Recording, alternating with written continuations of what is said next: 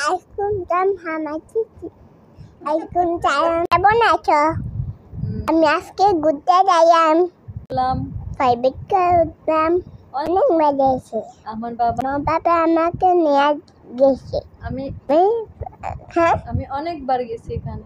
আমি অনেকবার যাইছি এখানে আমার অনেক এখানে যাই অনেক খুব ভালো শান্তি লাগে।